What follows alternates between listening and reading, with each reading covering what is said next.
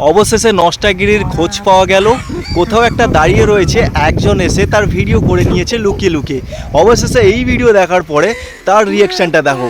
এদিকে নষ্টাগিরি বলছে আমি কোথাও দাঁড়িয়েছিলাম, সেখান থেকে কেউ একজন লুকিয়ে চুরি করে আমার ভিডিও করে নিয়েছে।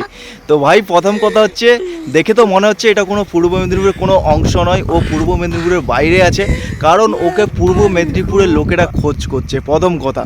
আর দ্বিতীয় কথা হচ্ছে লুকিয়ে লুকিয়ে ভিডিও করেছে, যে সে হচ্ছে কোনো একটা মহিলা সে ভিডিওটা করেছে, তার কাছে এইসব নষ্টাগিরির এইসব ভিডিও গেছে, যার কারণে সে ভিডিওটা করেছে মানুষটাকে চেনে বলে।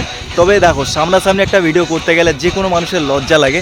তো যাই হোক, ও বাইরে পূর্ব মেদিনীপুরের বাইরে, যদি ওটা পূর্ব মেদিনীপুরের ভেতরে হতো বা নন্দীগ্রাম পার্শ্ববর্তী এরিয়া হতো, সবাই ওপেনলি ওকে মারধর করার ভিডিও ওপেন চালু করে দিত। ভাই এদিকে মারতো, একদিকে ক্যামেরা হাতে, এক হাতে মারতো এক হাতে ক্যামেরা, এইরকম সিচুয়েশান ক্রিয়েট হতো। ঠিক আছে নষ্টাগিরি, তোকে কান খুলে শুনে রাখ, তোকে বলছি ঠিক আছে, তুই যেটা বলিস, কারণ মুখ্যমন্ত্রী জানা বলে তার মানে 100 গুণের বেশি তুই বলিস।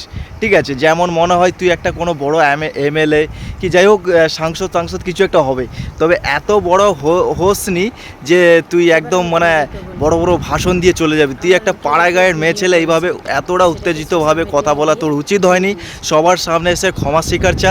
এখনও তুই ভিডিও কন্টিনিউয়াসলি করে যাচ্ছিস, এটার কোনো মানে হয় না প্রথম কথা।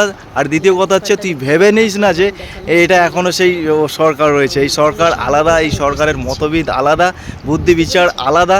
তবে সব কিছু মিলিয়ে তোকে মানে মেয়ে মানুষ বলে, একজন মহিলা বলে তুই আজকে পার পেয়ে গেছিস মানুষের কাছে। আর প্রথম কথা হচ্ছে তুই মেদিনীপুরের নন্দীগ্রামে এসে দেখা, তোর বাড়িতে এসে দেখা। তো যদি এত সাহস, এখনও তুই কন্টিনিউয়াসলি রাজনীতির ভিডিও বানিয়ে যাচ্ছিস, আমার তরফ থেকে তোকে বলছি ভিডিও করা ছেড়ে দে, সবার সামনে ভুল স্বীকার করে নে। যদি কেউ 1-2 চাপ্পড় মেরে দেয় সেটা মাথা পেতে নিয়ে নে, তাহলে তুই তোর মানে পুরো জীবনটা শান্তিতেভাবে থাকতে পারবি।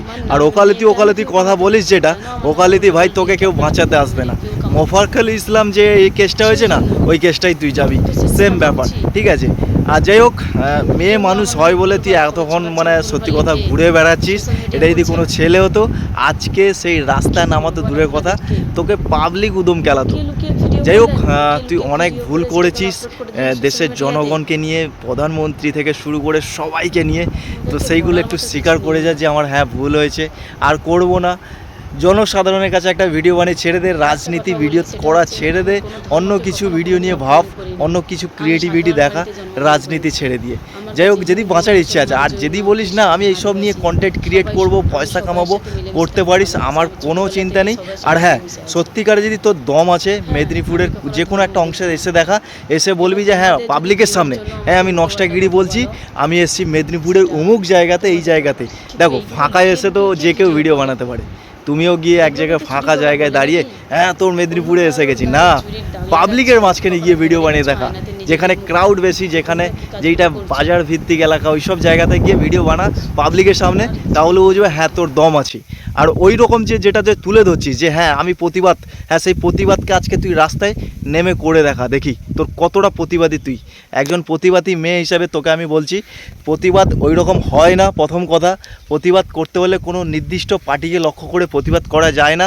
আর যেই পার্টিকে নিয়ে তুই সমালোচনা করিস, ওই পার্টির ছেড়ে দে, আর তোর নিজের পার্টির কথা বল। সেই পার্টি এত ঘাপলা করেছে, কি বলবো, তুইও অনেক টাকা করেছিস।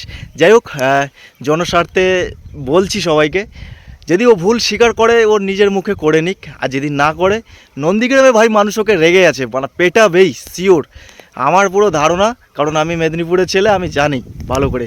তো চলো টাটা।